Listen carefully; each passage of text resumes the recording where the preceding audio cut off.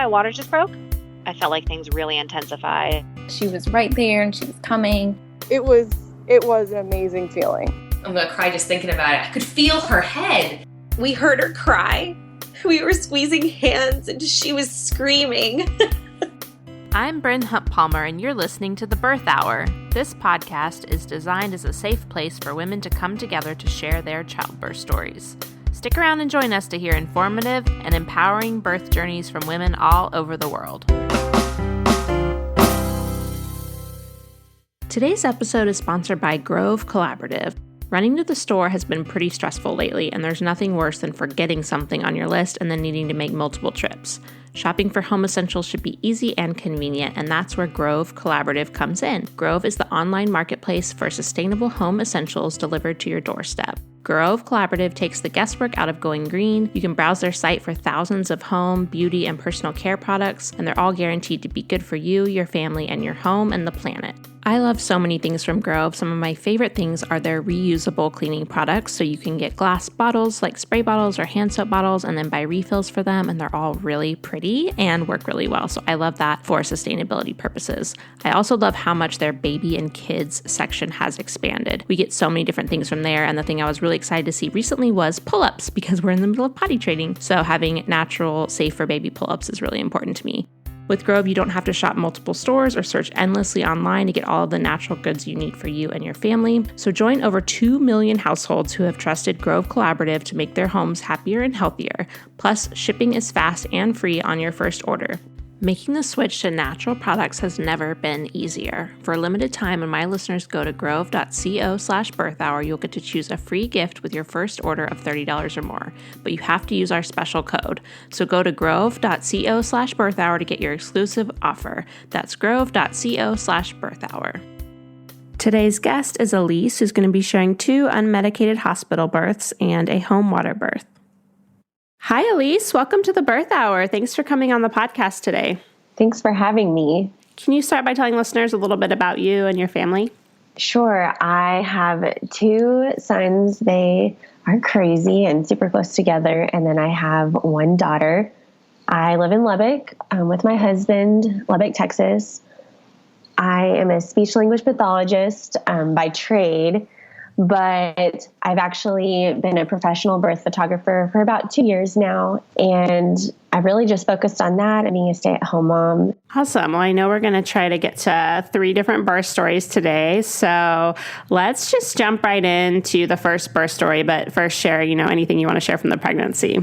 Yeah, I craved all the spicy food.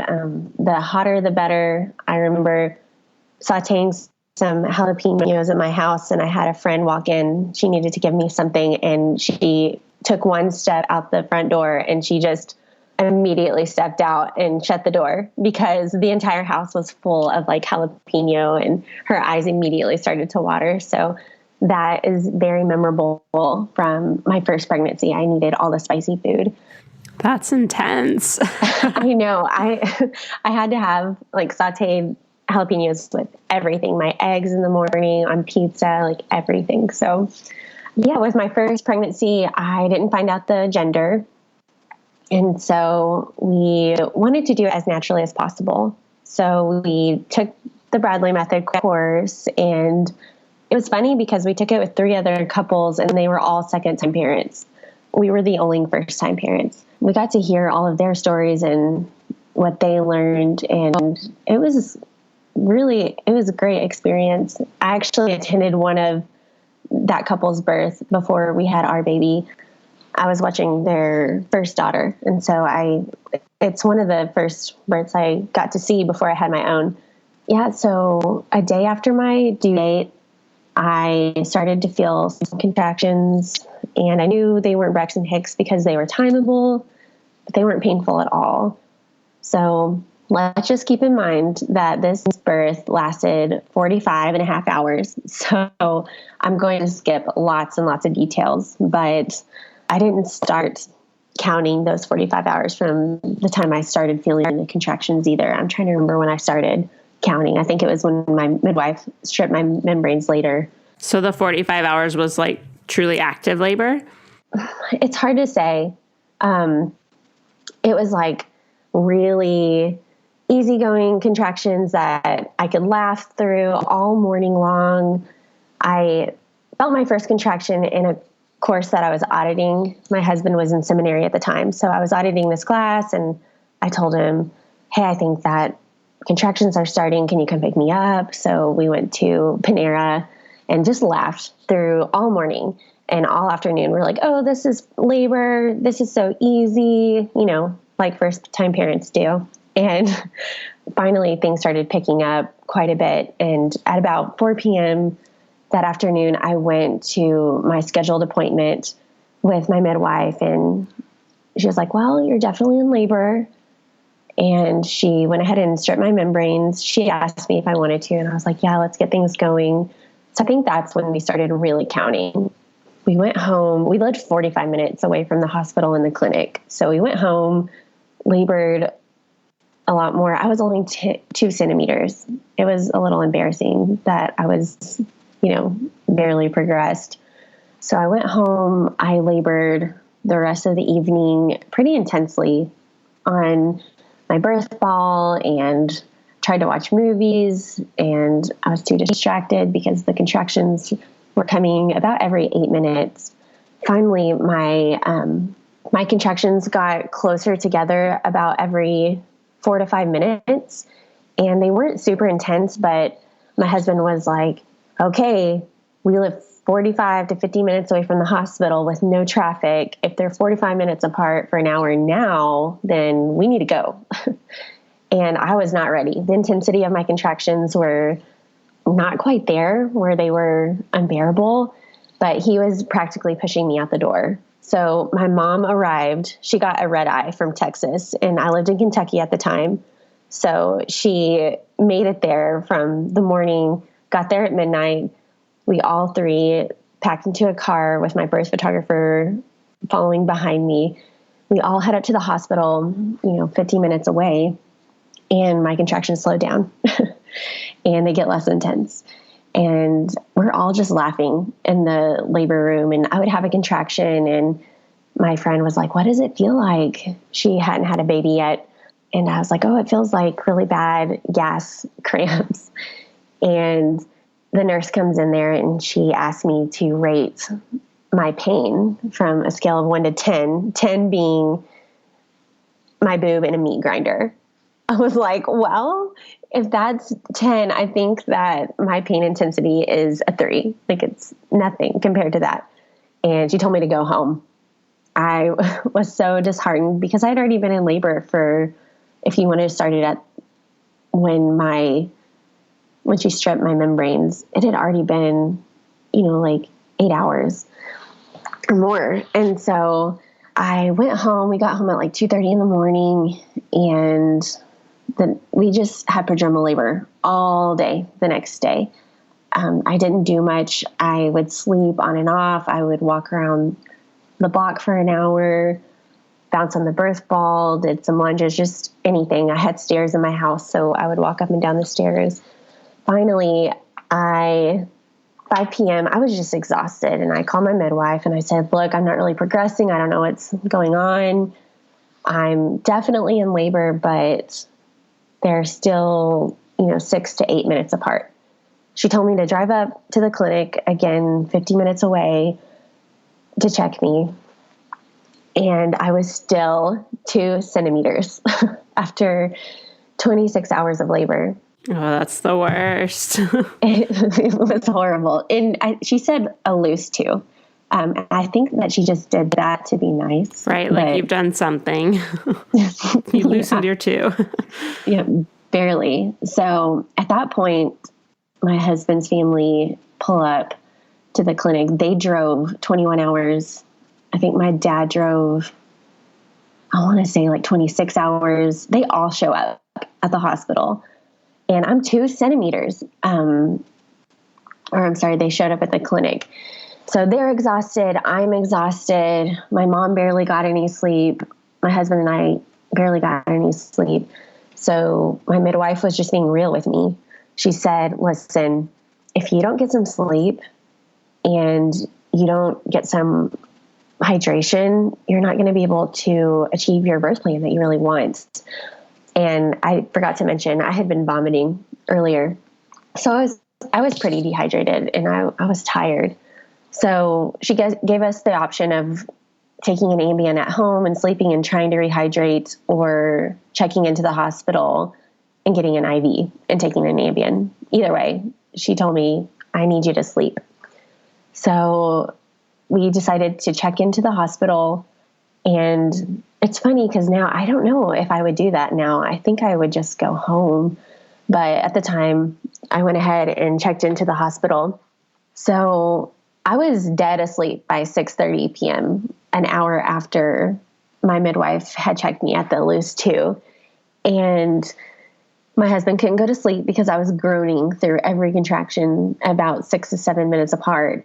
And I slept for 8 hours through everything with no pain medication. So it was still prodromal labor, I would say. At 2 a.m., I woke up, everything was like full blast. It was like a switch, active labor. It was go time. So I just remember that part of labor being way more intense and closer together. I think they were every 4 to 6 minutes apart. They never got super close together. At 7:30 in the morning, my midwife had to go home. She had been there for 2 days and she switched. So the other midwife came in, and at first I was super disheartened about it because I had so much rapport with my first midwife, but this midwife ended up being exactly what I needed. She was just a cheerleader and everything. She checked me at 7:30 a.m. I was 6 centimeters, so I had progressed quite a bit. And then at 10:30 was transition. I was telling my husband, I can't do this. I don't want to do this. I'm so done. Where's my midwife? She had left. And I just started to panic. And my husband starts laughing because in the Bradley method, they teach you that whenever you say, I can't do this, that the baby is right around the corner. So, of course, he starts laughing and I'm mad at him for laughing. And it wasn't even 30 minutes later that my midwife came in the door and she saw what was going on and she checked me and I was complete. So, and I had the urge to push quite a bit. So, at 11:30, I started pushing, and it was about an hour of pushing, and it was the best relief I had ever felt. Everyone told me that pushing is horrible. You know, how can you push a bowling ball out of your body? And all these fears that everyone surrounds around birth. And honestly, for me, pushing was the best experience. I was like, finally, it was great. So my baby was born at 12:33, and immediately my husband announced, it's a boy. And I heard his first cry, and unfortunately they had to cut and clamp the cord right away because my midwife broke my water right before I started pushing, and they saw meconium staining. So I had tons of people in my room that I didn't necessarily want, but it was the hospital protocol. I had a whole NICU team. I had, I think, 3 nurses other than the NICU team, my midwife, my mom, my husband, and my birth photographer. So I delivered him on all 4s, and they passed him through my legs so I could stare at him for a second. And then they kept saying, Elise, you know, we need to take him. The NICU team needed to take him to suction him. And I just couldn't stop staring at him. And finally they took him out of my arms, and, they had to suction and everything. So he was small. He was 6 pounds, 13 ounces, and I was 3 days overdue. So the birth was amazing. The postpartum wasn't nearly what I expected. You know, I didn't get that immediate skin on skin. They had to suction. I don't even remember how long it was until they finally put him back on my chest. I had a really hard time breastfeeding. You know, first-time moms don't necessarily know all the details of breastfeeding, and they gave me a sheet to track down how long I had been feeding my son. And so I would write down 30 or 45, sometimes 20, and nobody caught that I was writing down seconds. I wasn't writing down 30 minutes or 20 minutes. He was latching for, seconds at a time. And I thought, oh, his stomach is so small that that's all he needs. And so I didn't establish a good latch with him. And so for the rest of our breastfeeding journey, I really struggled with my milk supply. And it was just hard. On day 3, he didn't latch for 8 hours. And I called the only person I knew that was a lactation consultant, and she just told me to keep trying, and she didn't come over. That was really hard for me. But I knew the second time around that I was going to do things completely different. I'm interested to hear how things went differently for you.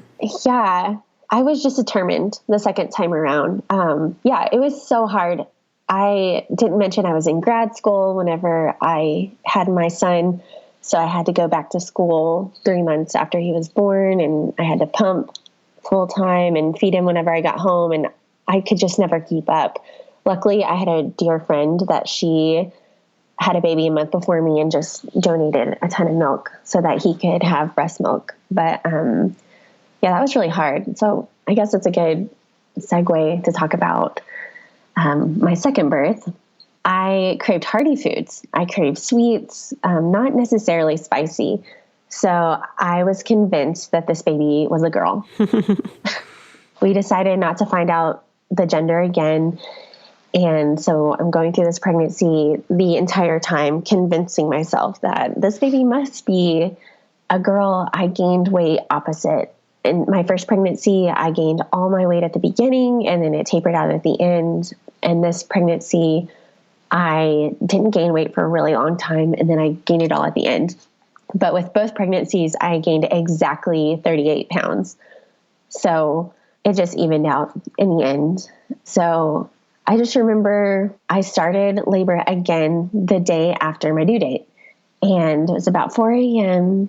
I should have let my husband sleep in, and I should have told him that I was in labor, but I should have waited a little longer.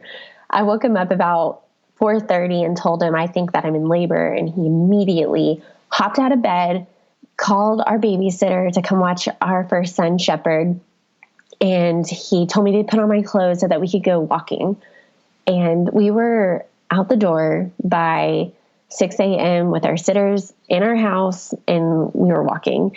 So there was no time for the weary. I did not get to rest or sleep in or anything like that, because we knew that walking could decrease my labor time by like 50%, according to, all those statistics. So we walked for an hour and a half, and we actually stopped because my husband was getting tired. So we went back, took a nap. I slept between contractions, and then we walked again for another hour and a half. At 10:45 in the morning, I have a dear friend. She is a midwife, but in Kentucky, there's a lot of legal issues around certified professional midwives, which is what she was. So she was more acting like a motherese doula and a nurse. I called her just because I needed to borrow a capsule to put clary sage in it, and she ended up checking me on her own bed. Such a good friend. And just like my first pregnancy, I was 2 centimeters and 70% effaced, the exact same as my appointment the 4 days prior. So the entire rest of the day looked very similar to my first pregnancy. I had prodromal labor all day long. I let my midwife know what was going on, but I really just tried to rest. I rested and walked and ate. That's pretty much all I did all day. My husband did not want me to leave this detail out, so I have to tell you. That night was game 1 of the finals NBA. It was the Cavaliers versus the Warriors. And in his world, this is everything. And I'm in labor, and he can't believe it, and he wants to watch the game, but he wants to support me. And I'm upstairs in my bed laboring, and he's downstairs watching this game. And so my son is asleep. So he had been supporting me for 30 minutes and he had missed, the first 30 minutes of this game. And he figured out that my contractions were exactly 8 minutes apart. So, and I was sleeping between each contraction. So he would set a timer for 8 minutes and go downstairs and watch the game and then sprint upstairs whenever the timer went off, and he would support me during the contraction. And then he would, hilarious. yes, he was a crazy person for that entire game. And I was oblivious because I was asleep. I didn't even know that he left the room. Did he tell you later? Oh, yeah. That was a big part of his story in this birth story, was that this game, like, he had to watch it because it was so intense, but he needed to support me. So he would squeeze my hips together. And then when the contraction would be over or it would taper down, then I would fall asleep and he would sprint downstairs. And then you could hear the timer go off and he would just bound up the stairs and then hop on the bed and squeeze my hips together. Cause I would flip over to all fours. I had all back labor. Mm-hmm. And so he would, give me that counter pressure. With my first son, I pushed him out OP. And then I was having the same back labor with this baby. So I didn't think to get a chiropractor or use a doula to help me move things around. I didn't know that could actually change my labor. So I think that baby was OP during the entire labor. But anyway, so he did this throughout the whole game of the Cavaliers. My mom arrives about 11:30 midnight, same time as my last birth. And I'm oblivious because I'm asleep. I didn't even know. So the next morning at 7:30 in the morning, I call my midwife and I'm like, this is the same thing. I can't do this anymore. I'm so tired. I don't know what's going on. My contractions are, 8 minutes apart. It's been like this for 12 hours that I had been laying in bed and just flipping over. And again, I drove to the clinic. It was an hour away and she checked me. I was, 5 centimeters, 90% of face. So I had made some progress, but it was it was about 24 hours again, not quite, but about 24 hours that I had only progressed 3 centimeters. So she told me to go ahead and walk around the clinic for an hour and not to go home, but to walk. And then I had one huge contraction in the clinic that was just really intense. And she was like, okay, why don't you walk around the clinic for just like 30 minutes? And she joked about how they had an emergency birth kit in the clinic in case I decide that I wanted to have the baby in the clinic. And she almost seemed excited about it. She said, you could have the baby in the parking lot.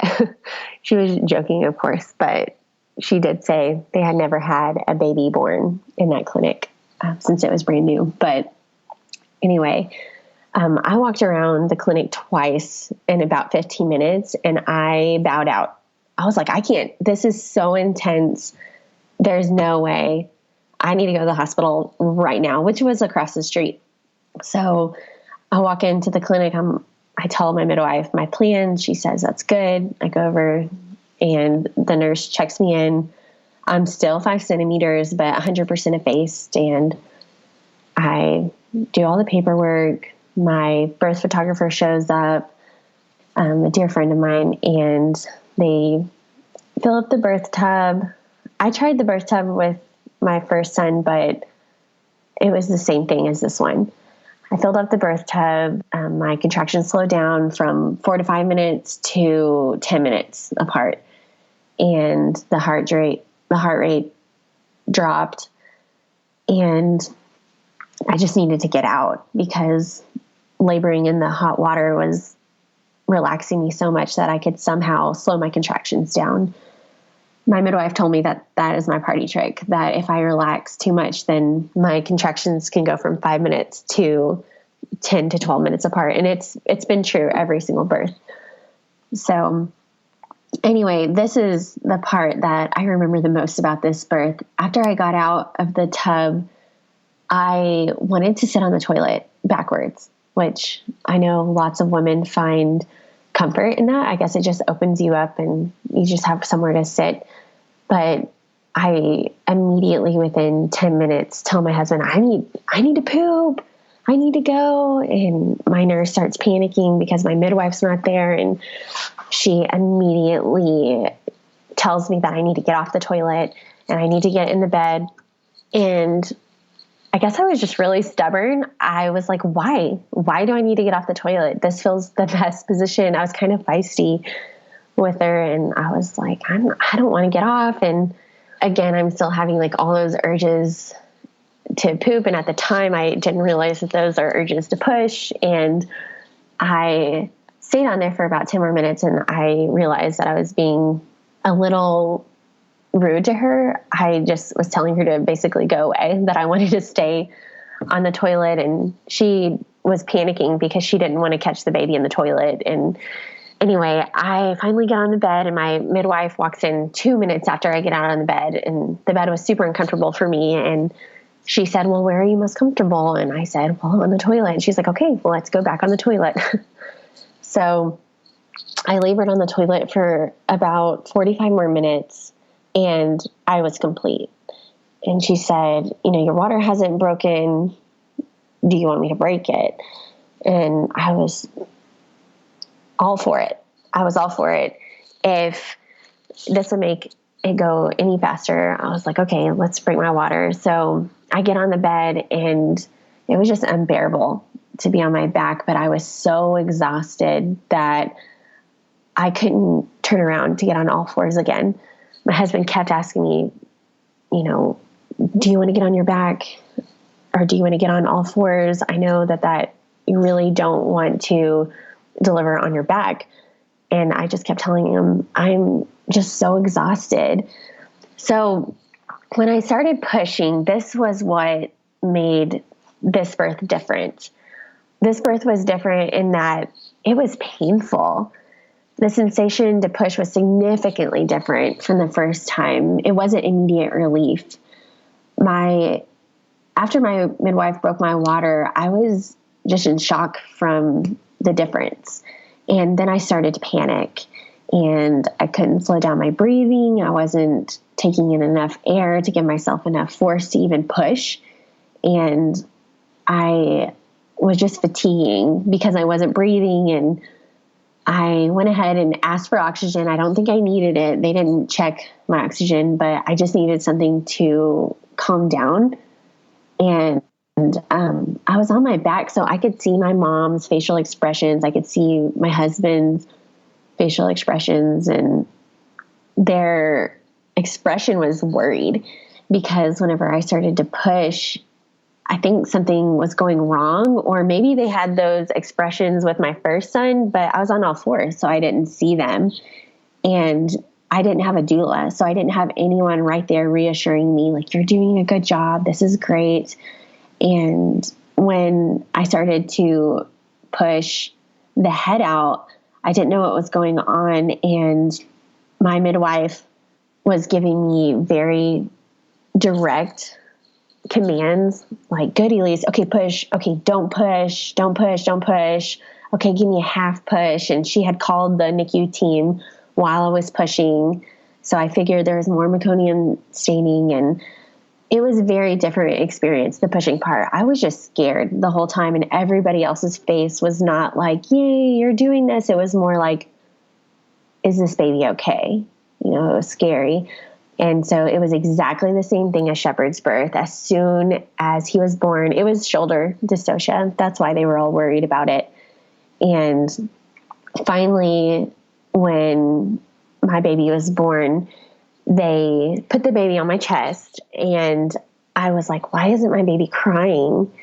And so I immediately started to stimulate the chest and say, cry for me, cry, baby. And the midwife said, don't stimulate her. And so in my mind, I was like, oh, I have a girl. This is a girl. And I couldn't see the genitals. And so then as soon as she said, don't stimulate her, the nurse said, it's a boy. So I had another boy. They cut and clamped, and then the NICU team took him again for meconium. And I still didn't get that immediate skin on skin. I think my husband held both boys before I did.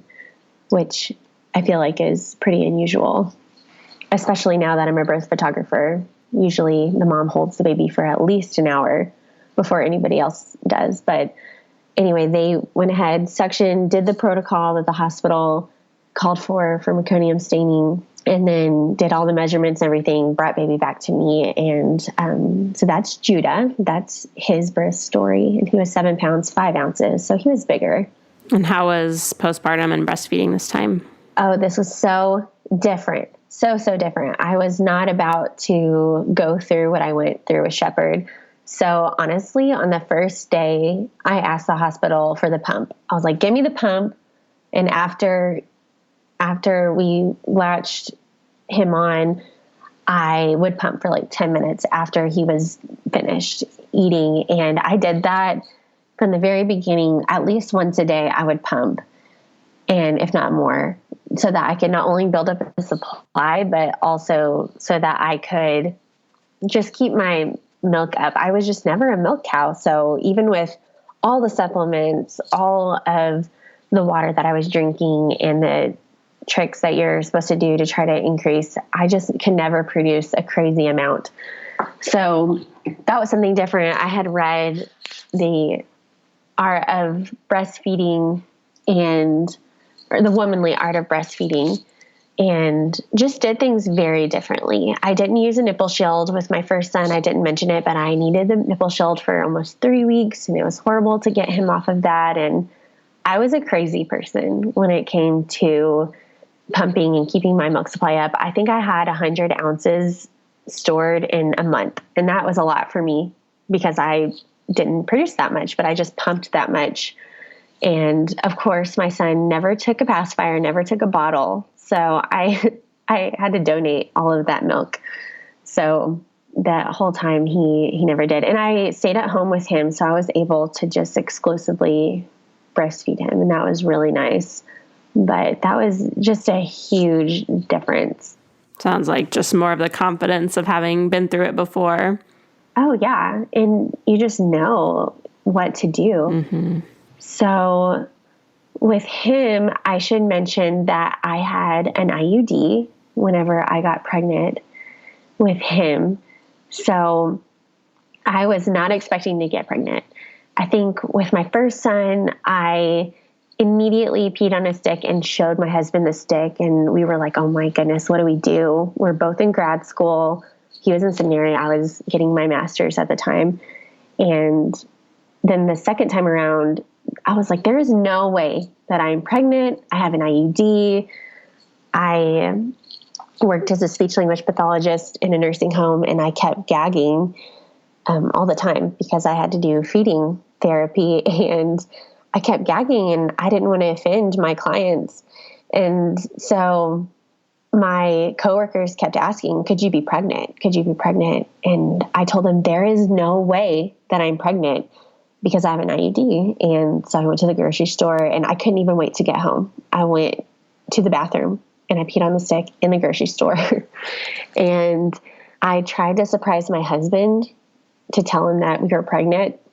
But I get home and I said, hey, do you want to go on a date on, that Friday or something like that? So that, I have something to tell you. And he immediately couldn't wait for the date. He's like, you're pregnant. I know it. You're pregnant. So I told him, I was like, you ruin all my surprises. And so with the third baby, I was determined to surprise him. And I think I took it a little overboard, but man, it was the best surprise ever. So with this third pregnancy, we had moved back to Texas and knew that we wanted to do things differently. Here, it's a lot easier to have a home birth just because certified professional midwives are legal, and it's just easier. A lot of times, if you have a home birth in Kentucky, you have to do it underground, kind of in a way. Like you have to do all the paperwork yourself, and you can't put who delivered your baby at all, and it's just kind of sketchy. And so with this one, we had 2 natural deliveries, and we decided, that we were, if we got pregnant, that we were going to do things differently. We moved in May, and we decided we wanted to get pregnant around January. And where I live, it's really hard to find a doctor. They are booked solid, everybody. They're not taking any new kids or patients or anyone, like the pediatricians. And so I had gotten another IUD because I said, what are the chances that I could get pregnant again? It's, 99.6% effective. I had the Paragard, the copper IUD, and I chanced it. And so didn't get pregnant or anything, but we knew that we needed to have a doctor's appointment to take the IUD out to get pregnant.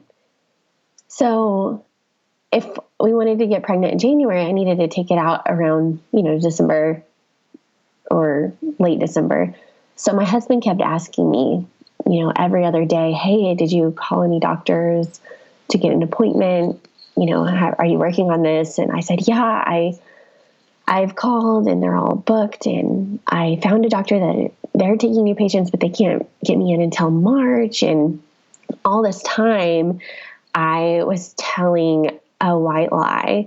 I hadn't called anyone at all because right before Christmas, I actually took the IUD out myself.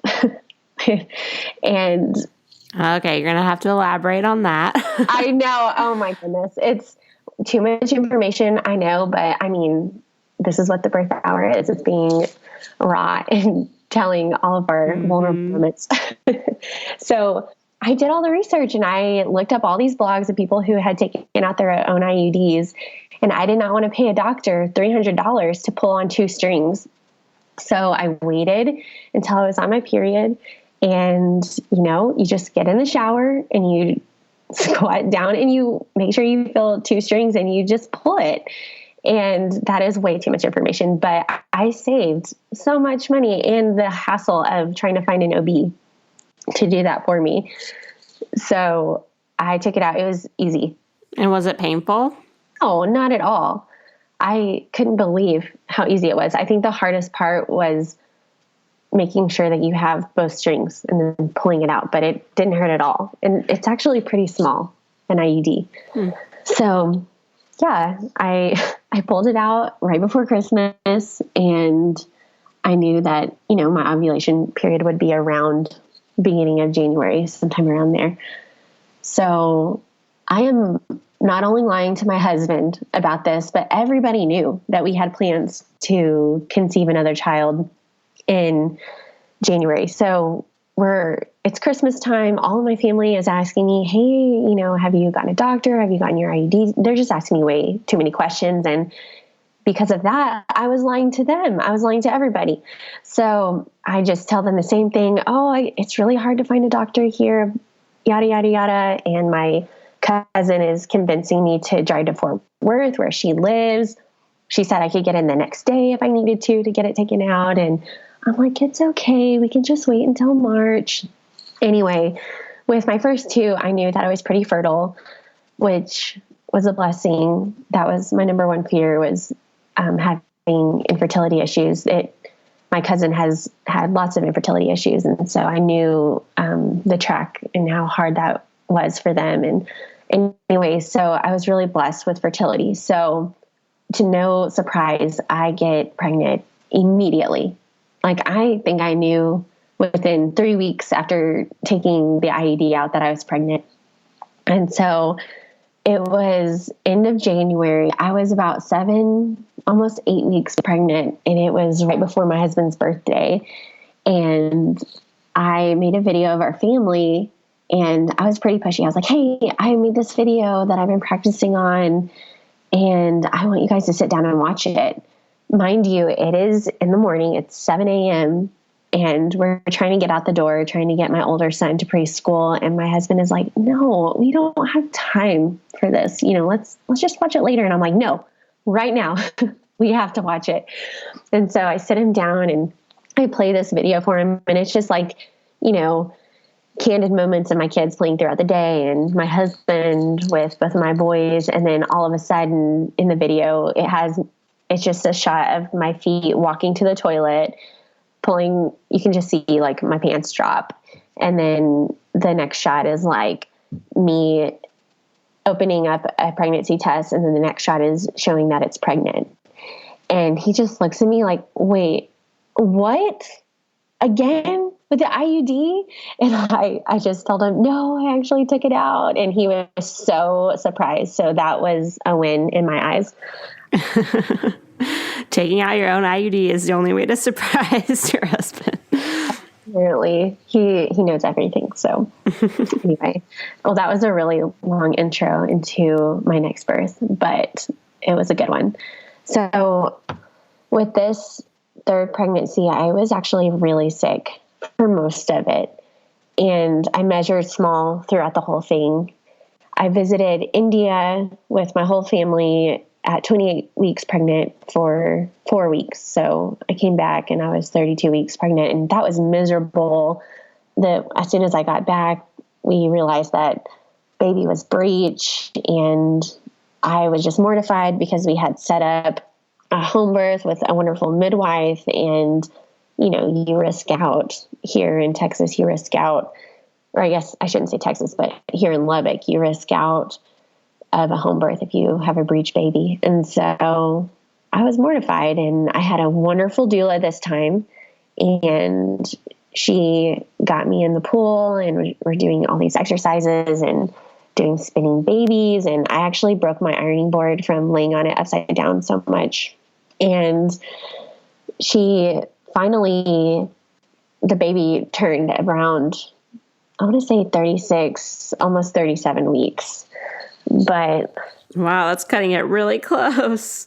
I know. I was so nervous. I think at my 37-week appointment, she felt the baby, and she was like, no, baby's head down. And I didn't feel her flip. So I couldn't believe it. Every time she had felt before, she was just like, she is definitely breech. You know, I can feel the head right here. And I never felt her flip. So she must have done it in my sleep. And I was measuring super small. I measured about 5 to 6 weeks behind, like small. And I was worried. We were all worried about the baby, and just thought that she would be super tiny. And did you have a backup plan at that point for if you couldn't have a home birth? I did, but it wasn't pretty. Here in Lubbock, there's just not a whole lot of opportunities to transfer to a doctor that partners with our midwife. But I did have a doctor, and he said that if I needed to transfer, not because of an emergency, that I could. So he was amazing, and he was willing to take me if baby was breech. But I was definitely going to try for a vaginal breech delivery, which they do here, luckily. And he has pretty good outcomes, this doctor. And so I knew that I was going to have to fight some of the things that I wanted, though, and I didn't want to. Like, for example, you have to get an epidural and you have to deliver in the OR. And those are just two things that I really didn't want. The OR is, no, it's great, and it makes sense why you would need to deliver in the OR in case anything were to go wrong, but it's super sterile and it's not very comforting. And I knew that I was probably going to fight those two things to see if I could at least push without an epidural in just a labor and delivery room. And I'm friends with all the nurses, and I told them that I would be their worst nightmare because I knew that I would probably say no to a lot of the things that they have protocols for. And so I just kept praying, like, you know, if this is going to go the way that we want it to go, like, this baby at least has to be head down. And finally she flipped at 37 weeks. But I want to back up just a second. So at 34 weeks, my midwife, who I am extremely close to, she was a dear friend. I've known her since I was in the 6th grade, and, you know, her and her husband were just amazing for me as I was growing up. And so she told me at 34 weeks that she was moving back to the Philippines a day before my due date. And knowing my previous pregnancy that I go over my due date, there was a slim chance of her being there to make it to my birth. And so they had to go back at a certain time to make it for their visa renewals. And so I was heartbroken, but also glad for them that she could be a midwife over there and help run a clinic. And it worked out. I transferred to our local midwife here, and she's amazing. I actually wanted her to attend my birth anyway, to assist it. And so it was a really smooth transition. They did everything as far as working payments out so that I didn't have to pay any extra. And they were amazing about that. So I'm really grateful for that smooth transition, even though it was hard to switch care providers so late in my pregnancy. You just get attached to a certain idea, and then to transition, it just took me a while, but it ended up being wonderful. I'm so glad Alex was my midwife that was at my birth, and she was incredible. So going back to end of my pregnancy, baby turned finally at the very end. And again, I went into labor a day after my due date. I'm telling you, all three of my births were very similar in that aspect. And I actually was still nursing my second son, Judah. At the time, he was 2 years and 3 months. And I nursed him around 6 a.m. a day after my due date. And I felt some pretty strong contractions lasting about a minute every 4 to 5 minutes. And I thought, oh, it's just because I'm nursing him. You know, he's like a natural pump right now, and it'll probably go away after he's finished. And he was sleepy. So he ended up nursing for like 45 minutes, which again, never happens. And I'm pretty sure I didn't have anything in there at that time, but he was just sleeping. So I knew that things were actually starting up around 8 a.m., realizing that, oh, these contractions aren't going away, even though he's not nursing. They spread out to like 8 minutes, but they were still extremely regular.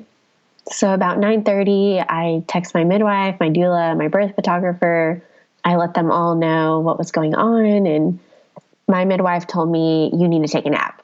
You need to take a nap and then go to your chiropractor and sleep. Because if you know your body, then you need to sleep so that, you know, you can make it through all this. And I was really hoping for the third baby wild card, you know, have a 3-hour labor and come fast and furious. I was like, yes, this is going to happen. And then, you know, it didn't. I went to the chiropractor. I had prodromal labor all day. And when I went to the chiropractor, my husband went and picked up my sons from school, and I came home. They were already asleep. And so I went ahead and went to sleep, and I heard them wake up, but my husband went ahead and took my sons to my in-laws' house, and I kind of just slept a little bit longer. But I just labored all the rest of the day. I went walking, and we went and ate out so that we didn't have to dirty our kitchen since we were having a home birth. I cleaned everything up and made sure my birth space was set up how I wanted it. And they were just 5 to 7 minutes all day long. So it was looking exactly like my first births, although I knew that I wouldn't have to like time it perfectly to drive, 50 minutes to an hour to a hospital. I could just stay home. And that was really nice. And that took a lot of stress off. But I went to sleep that night, and the next morning they were just so painful. I finally had to get up around 5 a.m. So it had been about almost 24 hours at this point. And, flipping around just in the bed just didn't do it for me anymore. So around 7 a.m., I called my midwife just to let her know that, they were 5 minutes apart, so a little bit closer together, and that she probably had plenty of time. But my midwife immediately disregarded me, and she said, okay, I'm coming. I'll be right over. And she lives 30 minutes away, so I knew I at least had 30 minutes before she got there. And in hindsight, I'm really glad that she went ahead and came over, because that was pretty intense, hard labor after that. And I text my doula to come over, and I wish I would have called her throughout the night, because I spent all night trying to be really quiet so that my husband could get sleep. And I could have used help throughout the night, but I was so worried about like making sure that my husband had good sleep, because I had no idea how long this labor was going to be for the next day. And my doula would have gladly come over and given me, counter pressure or different ways to labor, because I didn't sleep hardly the entire night. And so around 7:30 or 8:30, my entire birth team was there, and my midwife checked me. I was 5 centimeters and about 85% effaced. And this is, again, similar to my previous births, where I'm 27, 28 hours in and halfway there. So, of course, I'm heartbroken. I'm not getting that wild birth that I had imagined, that it would just go super fast, since I had chiropractic care my entire pregnancy, and I had doula care, and she was doing so many things to make sure baby was in correct position and not OP. And, it just was the same. And I was having a completely different feeling of labor this time, though, where with my first two, I could get on all fours and counter pressure would help, or pressing straight on my lower back would help. Nothing helped. I tried everything.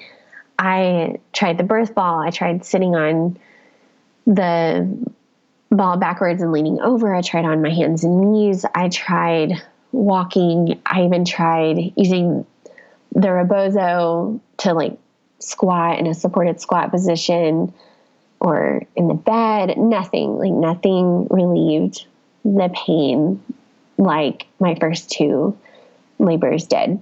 The only thing that I kept noticing is I kept going back to the toilet and sitting on it, not because it felt better, but because I felt like I was making the most progress in that position. So if I couldn't alleviate any pain, I just wanted it to all go away quicker. And so I kept getting on the toilet, and at 9:30, she checked me and I was 7 centimeters dilated. So that was good. I was making good progress there, but I was ready for this to be over. And at this point, I could not stop vomiting. I tried eating apples. I tried having a smoothie. I tried drinking a ton of water, but I couldn't keep anything down. And it's because baby was really low. I want to say +2, and I was only 7 centimeters. So I felt like I needed to push for a couple hours. And finally, after a few hours, I was 8 centimeters. And my midwife said, look, I can stretch you to 10 centimeters if you want.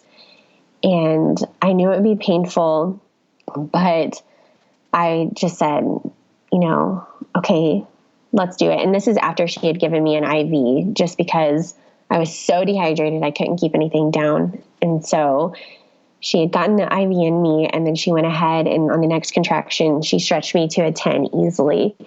And from there, we walked to my birth pool from my bed, and I got in, and I probably could have pushed my baby out the first push, but I was so nervous to poop in the birth pool for some reason. I wasn't nervous my first two births, but for some reason, I did not want to poop in the water where I was going to give birth to my baby. And so my midwife just said, listen, you can go to the toilet and poop there, or, you can get over it and have your water birth like you wanted. And I said, okay, you're right.